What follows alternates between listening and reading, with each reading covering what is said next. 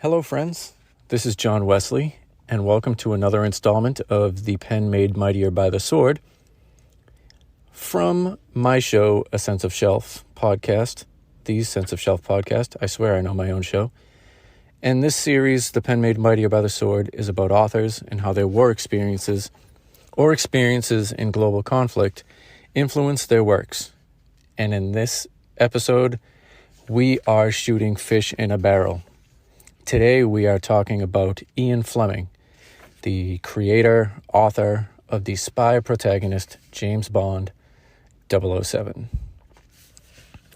So Ian Fleming grew up in privilege, and like all the men in his family before him, he attended Eton College for secondary school. However, he did leave before getting his diploma as he wanted to forge his own path. He enrolled in military academy, but had trouble conforming to the strict ways. Eventually, he moved to Austria and tried a bunch of different jobs, as someone coming from privilege can do. And he became a reporter for Reuters and was covering a spy trial in the Soviet Union.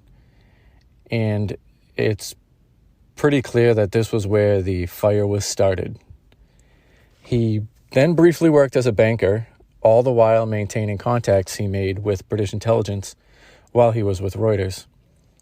In 1939, he quit banking to go to the Soviet Union for the London Times.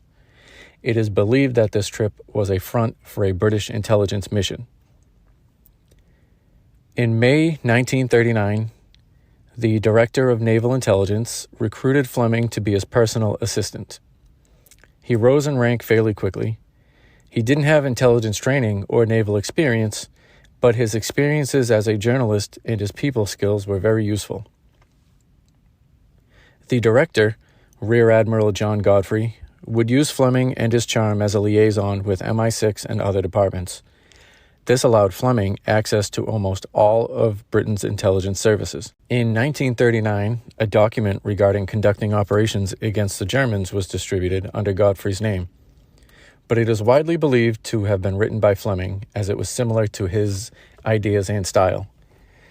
In this document was the idea behind Operation Mincemeat, where false information was to be put on a corpse and allowed to be discovered by Germans.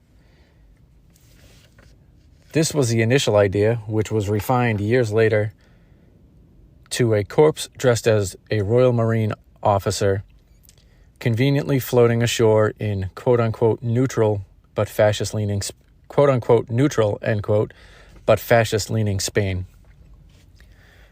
So as World War II started, the NID, the Naval Intelligence Department, where Fleming worked, was following the progress of German warships.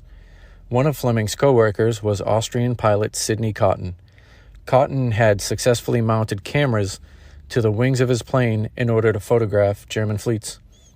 And Fleming would often meet with Cotton to discuss and test new and untested gadgets for intelligence purposes.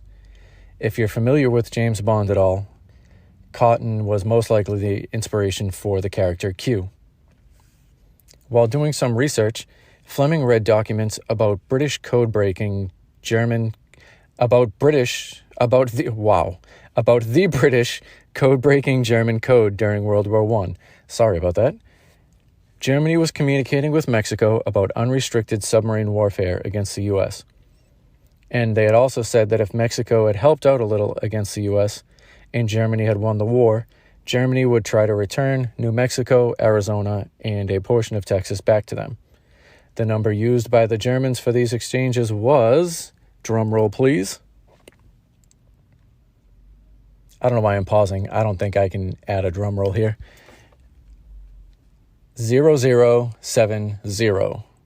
I know there's an extra zero there, but that was obviously 007. Godfrey and Fleming spent time in the U.S. having meetings with President FDR and William Donovan, the head of the U.S.'s first spy network, and the infamous J. Edgar Hoover, who did not like his visitors due to his ego thinking they were interfering on his turf.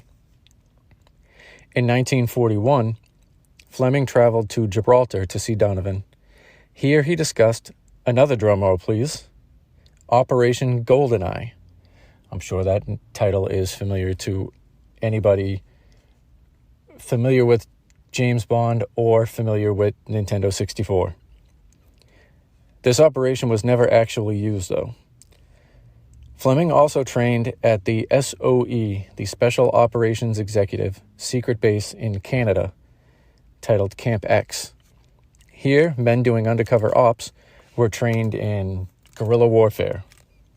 They learned everything. They learned hand-to-hand combat. They learned secret inks, demolition, forging papers, and the art of silent killing. Fleming officially left the Naval Intelligence in November of 1945, and he wrote and published his first Bond novel, Casino Royale, one of my favorite Bond movies, in 1952.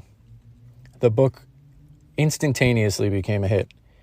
They were fictional stories, but they were loosely based and modeled upon Fleming's real-life experiences, so it was something that audiences hadn't really read before.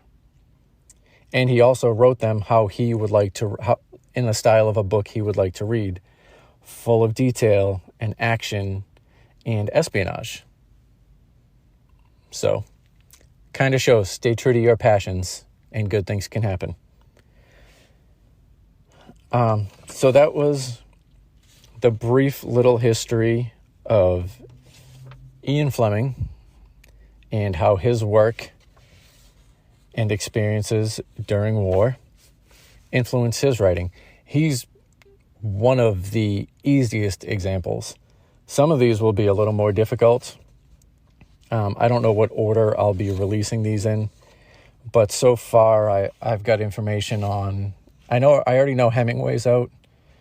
I've got information on Roald Dahl, George Orwell, Isaac Asimov. We'll be doing Tolkien. We'll be doing... Let me try and find my list here. A lot of authors everyone knows. J.D. Salinger, Joseph Heller. Did I mention Kurt Vonnegut? Boy, his story. That man was captured during the Battle of the Bulge in World War II. So yeah, again, that was Ian Fleming touching on his work during the war and basically how his life and the people around him were the inspiration for James Bond. It's not like some other people where they experienced something a little bad and then their stories were allegories for, being against communism and stuff like that. This guy lived the spy life and met all these interesting people and then turned it into art that is still revered to this day. The first James Bond book, this is 2022. The first James Bond book came out in 1952. That was 70 years ago. And people still love James Bond. And they're still making movies. And people still obsess over James Bond. There's still debates on who was the best Bond. Whether Sean Connery, Pierce Brosnan, who's the newest guy? Daniel Craig, Roger Moore. Still debate that happens to this day. And it just kind of goes to show you that you follow your passion. If you're a writer, write what you want to read about, and good things can come from that. Take that inspiration from Ian Fleming. So again, this was another installment of the Pen Made Mightier by the Sword by the Sense of Shelf podcast. A little series where I will just be chatting for a few minutes about different authors and their experiences with war or global conflict and how those experiences influence their works. They're going to be short episodes, 10, 15, 20 minutes, where some of my longer ones have been an hour or more, ones with a guest, or ones where I'm just kind of talking about something else I feel like talking about. So these ones will be shorter. I hope you enjoy them. If there's an author you want to hear about, please feel free to email me. My email for the show is senseofshelfpod@gmail.com, or you can go to social media. My Instagram and Twitter are both senseofshelfpod, @senseofshelfpod. So feel free to follow me on there and message me if you'd like me to talk about an author. Follow me on Twitter to hear my random silly thoughts occasionally and talk about what I'll be doing on the show and introduce you to other independent podcasters. No lie, on Twitter, there is a fantastic community of independent podcasters. They're all so supportive. They're all passionate about what they talk about. If you're ever looking for a new podcast, go onto Twitter. You can go to my page and see who I recommend to follow or see who I interact with. There's so many podcasters on there, and they're all wonderful.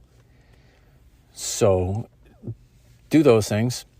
And whatever platform you're listening to me on right now, go ahead and subscribe, rate, and review. Please review. I don't have many, which I probably should be careful what I wish for and asking for more. But I'd like to see some more reviews. I do want to know how I'm doing. So again, wherever you are right now, Apple, Google, Spotify, Anchor, Podbean, any of those places, Good Pods, go to Good Pod, download that app, and start following your favorite podcasts. But just leave me a review and let me know how I'm doing. And as always, follow my friends' podcasts. These are real friends. The Enlightened Podcast, my good friend Ben Hunt. Go ahead and find him on your podcast platform and your social medias and subscribe, rate, review, follow, message, harass. He talks about a lot of nerd culture, movies, the Harry Potter, Star Wars, Marvel. He talks about other not nerd movies. He's got a whole episode about comic villains that was really funny and chaotic. Just talks about the antagonists in different comedy classics. And he talks about history, and he loves the Beatles. He talks about them a little bit. So go check him out. Again, that's the Enlightened Podcast with Ben Hunt. And go check out my good friend Chris Galley and Beantown Action podcasts. Go subscribe, rate, review, follow him on social media. He talks about sports. He's got 2 different shows on that podcast page. He talks about sports and odds and betting and fantasy football under Wix Picks. And he's got another show called Distinguished Gentlemen where him and 3 of our mutual friends all just talk life. They have a drink, they talk life, pop culture, music, sports, a little of everything. And I love all 4 of those guys on there. I kid you not, all 4 of them were at my wedding. 3 of them were in my wedding. So I love that show. I love everyone on there. So go check them out. And as always, I thank you for joining me on the Sense of Shelf podcast. My name is John Wesley. Thank you for all your support and listens, and God bless.